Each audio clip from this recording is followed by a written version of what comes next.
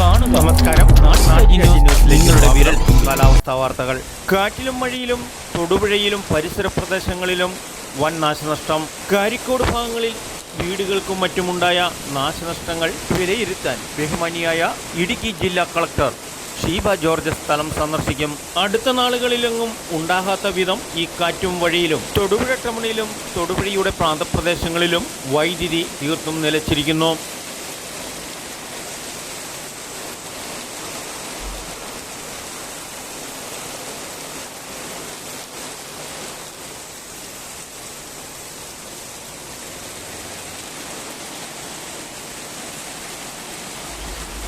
തൊടുപുഴ ആനക്കൂട് junction ഭാഗത്ത് ration കടയ്ക്ക് മുന്നിൽ മരമൊടിഞ്ഞു വീണ് വൈദ്യുതി നിലച്ചിരിക്കുന്നു. കോലാനി വഴുത്തല റൂട്ടിലും വൻ നാശനഷ്ടങ്ങൾ. ചാഴികാട് വീടിന് സമീപവും TCM ട്രാൻസ്ഫോമറിൻ്റെ പിറകിലും മരങ്ങൾ കടപുഴകി വീണു. മൂലമറ്റം റൂട്ടിൽ ട്രാൻസ്ഫോമർ ചാർജ് ചെയ്തിട്ടും നിലനിൽക്കുന്നില്ല. റിപ്പോർട്ടിംഗ് നാട്ടുരാജ്യം.